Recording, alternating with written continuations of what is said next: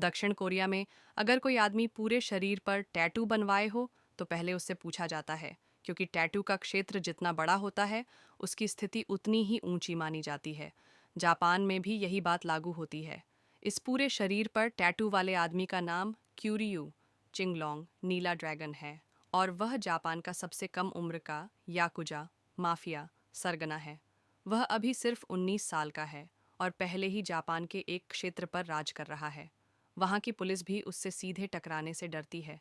1 साल पहले तक वह एक सामान्य गरीब लड़का था जिसके बाल सफ़ेद थे, और उसका पिता भी माफिया से जुड़ा हुआ था।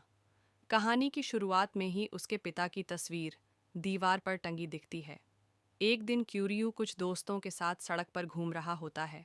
तभी वह देखता है कि कोई मैदा कोड वर्ड में नशा या ड्रग्स बेच रहा है।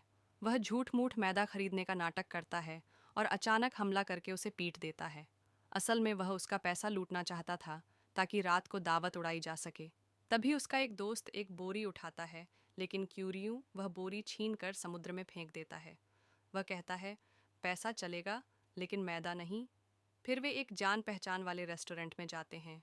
वहाँ थोड़ी देर में एक और माफिया सरगना यामामुरा आता है। दोनों बैठकर एक दूसरे को देखते हैं। तभी बाहर से कुछ लोग हमला कर देते हैं।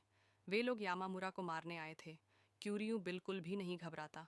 जैसे ही एक आदमी यामामुरा को मारने जाता है, क्यूरियो एक फ्राइंग पैन उठाकर उसे मार देता है। यामामुरा चौंक जाता है। क्यूरियो फ्राइंग पैन वहीं फेंक देता है और अपने साथी के साथ भाग जाता है। अगले दिन यामामुरा के लोग उसे ढूंढकर अपने अड्डे पर ले जाते हैं। यामामुरा चाहता है कि क्यूरियो उसके गिरोह में शामिल हो, लेकिन वह मना कर देता है।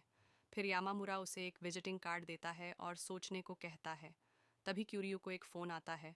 उसे भागने को कहा जाता है क्योंकि पिछली रात जो मैदा उसने छीना था उसके लोग बदला लेने आ रहे हैं।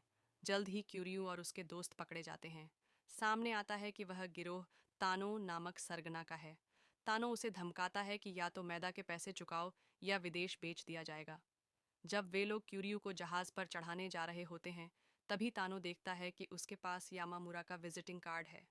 उसे लगता है कि क्यूरियो यामामुरा का आदमी है। कंफर्म करने के लिए वह कॉल करता है और यामामुरा के लोग क्यूरियो को छुड़ाकर ले जाते हैं। यामामुरा सिर्फ एक सवाल पूछता है, क्या तुम्हारे पास और कोई ठिकाना है क्यूरियो? यही सवाल सुनकर क्यूरियो फूट फूट कर रो पड़ता है, क्योंकि वह बचपन से ही पिता के प्यार से वंचित रहा था। इसके बाद वह यामामुरा के गिरोह में शामिल होता है और उसे अपना गॉडफादर बना लेता है। 1 साल बाद क्यूरियो अपना हेयर स्टाइल बदल लेता है और उसी पुराने रेस्टोरेंट में जाता है जहां वह मालिक की पत्नी के बेटे को पैसे देता है। वह बच्चा भी आगे चलकर कहानी में महत्वपूर्ण भूमिका निभाता है। फिर उसे खबर मिलती है कि कोई उसके इलाके में गड़बड़ी कर रहा है। वह अपने होटल जाता है जहां सामने तानो का आदमी होता है, जो कुछ इलाका छोड़ने की मांग करता है। बात खत्म होते ही क्यूरियो एक बोतल उठाकर उसके सिर पर मारता है और उसके साथियों को भी सबक सिखाता है। इसके बाद एक लड़की शाओमी उसकी मरहम पट्टी करती है। क्यूरियो उसे पसंद करने लगता है। पता चलता है कि शाओमी एक स्टूडेंट है जो सिर्फ काम करके पैसे कमाती है, शरीर नहीं बेचती। इससे क्यूरियो का सम्मान और बढ़ जाता है। इधर तानो फिर से इलाके की मांग करता है, लेकिन यामामुरा उसके खिलाफ खड़ा हो जाता है और उसे साफ कहता है कि लड़ाई चाहिए तो सामने आओ। माफिया में दुश्मनी का मतलब होता है खून का बदला खून। एक दिन यामामुरा की गाड़ी पर हमला होता है, लेकिन क्यूरियो समय पर उसे बचा लेता है। हालांकि उनका ड्राइवर मारा जाता है। क्यूरियो को बहुत दुख होता है और गिरोह उस ड्राइवर के लिए अंतिम संस्कार करता है। क्यूरियो अस्पताल में भर्ती होता है। यामामुरा ऊपर के बॉस से बदला लेने की अनुमति मांगता है, लेकिन उसे मना कर दिया जाता है। यामामुरा अस्पताल में क्यूरियो से मिलने आता है और कहता है कि अब सब पुलिस को सौंप दो, लेकिन क्यूरियो नहीं मानता और खुद बदला लेने की ठानता है। उसी रात वह तानो के लोगों के पीछे होटल तक पहुंचता है। जैसे ही वह हमला करने वाला होता है, उससे पहले उनका दूसरा नंबर का आदमी आकर हमला कर देता है। क्यूरियो उसे भागने को कहता है और खुद पर सारा इल्ज़ाम ले लेता है। बाद में वह शाओमी के घर जाता है, जहां उनका रिश्ता और भी गहरा हो जाता है।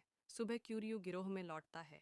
यामामुरा उस पर गर्व करता है, लेकिन फिर पुलिस आ जाती है और क्यूरियो को गिरफ्तार कर लेती है। वह जाते जाते अपने दूसरे नंबर के आदमी को सब कुछ संभालने को कहता है। जल्द ही उसकी गिरफ्तारी की वीडियो जापान के सोशल मीडिया पर वायरल हो जाती है और वह चर्चा में आ जाता है। सभी लोग जिन्होंने चिंगलोंग को जाना था उन्होंने देखा कि वह इस बार सीधे 14 साल के लिए जेल चला गया। रिहा होने पर उसका एक पुराना साथी उसे लेने आया और घर पर दावत की तैयारी की, लेकिन गैंग का नेता, जिसे कैंसर हो चुका था और अब अंतिम चरण में था, बस एक पैग पीकर चला गया। इन वर्षों में गैंग भी बिखर गया था, ज़्यादातर लोग निकल चुके थे और इलाकों पर दूसरे कब्जा कर चुके थे। अब वे लोग समुद्र में अवैध रूप से मछली पकड़कर और झींगे बेचकर गुजारा कर रहे थे, क्योंकि नौकरी या मेहनत उन्हें मंजूर नहीं थी। एक दिन चिंगलोंग सड़क पर घूमते हुए एक पुराने रेस्तरां की मालकिन से मिला, जिसने बताया कि उसका एक पुराना दोस्त रेस्तरां में है। अब वह गैंग छोड़ चुका था और एक बेटी का बाप बन चुका था। बातचीत से पता चला कि जापानी कानून के मुताबिक याकुजा छोड़ने वालों को पहले 5 साल तक कोई सुविधा नहीं मिलती, ना नौकरी, ना बैंक खाता, ना बीमा। जब चिंगलोंग बिल चुकाने लगा तो दोस्त ने मना कर दिया, क्योंकि वह नहीं चाहता था कि कोई उन्हें साथ देखकर उसे भी अपराधी समझे। चिंगलोंग दुखी होकर बैठ गया। तभी एक सफ़ेद बालों वाला युवक आया, जिसने खुद को छोटा शुआई बताया, वही बच्चा जिसे चिंगलोंग ने 14 साल पहले पैसे दिए थे। अब वह क्लब चला रहा था और गैंग की गुप्त गतिविधियों में शामिल था। चिंगलोंग फिर गैंग में लौटा और जब सरदार को अस्पताल में भर्ती कराना पड़ा तो उसने अकेले ही 10 लाख येन दे दिए। पता चला कि अब वे लोग ड्रग्स का धंधा करने लगे थे। फिर चिंगलोंग को अपनी पुरानी प्रेमिका मई मिलती है, जो बताती है कि उसकी एक बेटी है, जो चिंगलोंग की ही संतान है, लेकिन वह उसे कभी नहीं बताएगी कि उसका पिता एक गैंगस्टर था। इस बीच छोटा शुआई को पता चलता है कि उसके पिता की हत्या तियानो नामक व्यक्ति ने की थी। वह बदला लेने जाता है, लेकिन चिंगलोंग पहले ही तियानो और उसके आदमियों को मार चुका होता है। चिंगलोंग को एक नौकरी भी मिलती है, लेकिन उसका अतीत उजागर होने के कारण मई की नौकरी छिन जाती है और सभी दोस्त भी नौकरी खो देते हैं। मई गुस्से में चिंगलोंग को कोसती है और वह फिर से अकेला हो जाता है।